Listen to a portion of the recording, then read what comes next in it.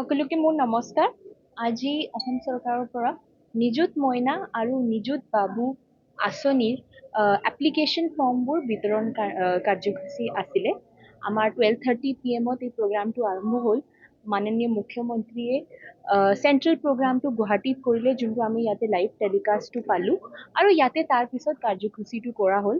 আমি আনুষ্ঠানিকভাৱে পাঁচটা ল'ৰা ছোৱালীক এপ্লিকেশ্যন ফৰ্মো বিতৰণ কৰিলোঁ। এইটো মানে আঁচনি দি আমাৰ এটা আটাইতকৈ ডাঙৰ এটা আশা আছে যে চাইল্ড মেৰেজ বা 18 বয়সৰ তলত যে ছোৱালীবিলাকো বিয়া কৰি দিয়া হয়, তেওঁ ব্যৱসায়িক ইয়া একটা চাকৰি কৰিব নোৱাৰে, তেনেকুৱা অৱস্থা হৈছে, ইয়া পাঠ পঢ়িব নোৱাৰে, সেইটো ডিছকাৰেজ কৰি পেলাই কেনেকুৱা তেওঁক এডুকেশ্যন ছিষ্টেমত আমি হায়াৰ এডুকেশ্যন, তাৰপিছত গ্ৰেজুৱেশ্যন, পষ্ট গ্ৰেজুৱেশ্যনৰ ক্ষেত্ৰত এনকাৰেজ কৰিব পাৰোঁ, তাৰ কাৰণে এটা প্ৰচেষ্টা। তো মই আশা কৰোঁ যে আমাৰ ডিষ্ট্ৰিক্টত বহুতকেইটা ল'ৰা ছোৱালীয়ে ইয়াৰ পৰা লাভ পাব। এইবাৰ যিহেতু নতুনকৈ নিযুত বাবু আঁচনিও আনিছে, তো আমাৰ ল'ৰাবিলাকেও ইয়াৰ পৰা লাভটো পাব। বহুত বহুত ধন্যবাদ। তামোলপুৰ জিলাত কিমান নিযুত মইনা আঁচনি ডিটেইলটো নাই মোৰ হাতত, সুধিব লাগিব এইবাৰ, বিকজ কোনে কোৱালিফাই কৰে কোনে কোৱালিফাই কৰা নাই এইটো এতিয়ালৈকে ফাইনেল নহয়, যিহেতু এডমিশ্যন এতিয়াও চলি আছে। কিছুমান ল'ৰা ছোৱালীয়ে অগষ্টত এডমিশ্যন লয়, কিছুমানে যেনেকৈ ছেকেণ্ড হাফত ছেপ্টেম্বৰত লয়। তো তেতিয়া ফিগাৰটো তেতিয়া ওলাব যেতিয়া অক্টোবৰ 10 তাৰিখ দিনা আমি বিতৰণটো কৰিম, পইচা বিতৰণটো কৰিম। এই আঁচনিৰ দ্বাৰা ছাত্ৰ ছাত্ৰীসকলে কেনেদৰে উপকৃত হ'ব? আমি বহুত কেইজনত চাইছোঁ যে ছোৱালীবিলাকে আৰু বহুত কেছত ল'ৰাবিলাকেও পাঠ পঢ়িবলৈ সক্ষম আছে, ইচ্ছাও আছে, বাট ঘৰৰ আৰ্থিক অৱস্থা ভাল নাই, বা যেনেকুৱা আজি আমাৰ বানপানীৰ সংস্কৃতি হৈছে অপৰ অসমত, তো তেতিয়াহ'লে তেওঁৰ কাৰণে বহুত দিগদাৰী হয় স্কুল কলেজত আহি এডুকেশ্যনটো কণ্টিনিউ কৰিবৰ কাৰণে। আৰু এই পিৰিয়ডত 11th পৰা আমাৰ পষ্ট গ্ৰেজুৱেশ্যনলৈ বহুত কেইজন ড্ৰপ আউট হৈ যায়। তো সেই ক্ষেত্ৰত আমি এখন আৰ্থিক সহায় তেওঁক দিব পাৰিলে এটলিষ্ট তেওঁ নিজৰ এডুকেশ্যনটো কণ্টিনিউ কৰি ৰাখিব, আৰু তেওঁৰ কাৰণে এখন ইনচেণ্টিভো হ'ব যে মই যদি স্কুলত বা কলেজত যাম, মই এখন আৰ্থিক সহায়টো পাম। তো এইটো মোৰ আশা যে এইটো যেতিয়া আৰ্থিক সহায়টো পাব, তাৰ দৰেদি তেওঁক অলপ মানে উপকৃত হ'ব।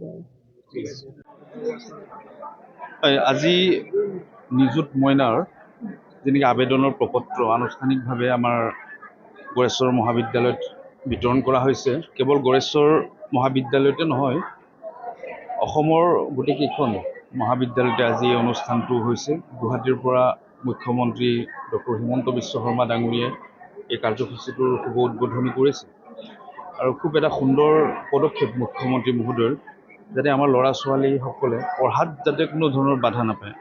আৰ্থিক দৈন্যতাত কোনোবা এটা পৰিয়ালে নিজৰ ল'ৰা ছোৱালীক পঢ়াব নোৱাৰিব পাৰে, কিন্তু চৰকাৰে এই কথাটো অনুধাৱন কৰিছে যে তেনেকুৱা পৰিয়ালৰ কাৰণে অভিভাৱক হিচাপে চৰকাৰখনে কাম কৰিব লাগিব, আৰু সেইমতে চৰকাৰখনে এইখন আঁচনি ৰূপায়ণ কৰিছে। কেৱল আৰ্থিক অনুদানে নহয়, মই ভাবোঁ এই আঁচনিখনে আগন্তুক সময়ত শৈক্ষিক ক্ষেত্ৰখনত বিপ্লৱৰ সূচনা কৰিব। আগতে এনৰলমেণ্ট অত্যন্ত কম আছিলে।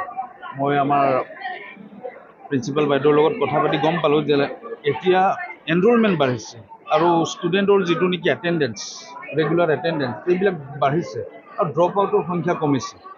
আল্টিমেটলি বাল্য বিবাহ ক'ৰবাত ৰোধ হৈছে। গতিকে বিভিন্ন ধৰণে এইখন আঁচনিয়ে সমাজখনক পৰিৱৰ্তন কৰিছে, আৰু সংগঠিত কৰিছে, আৰু শক্তিশালী কৰিছে।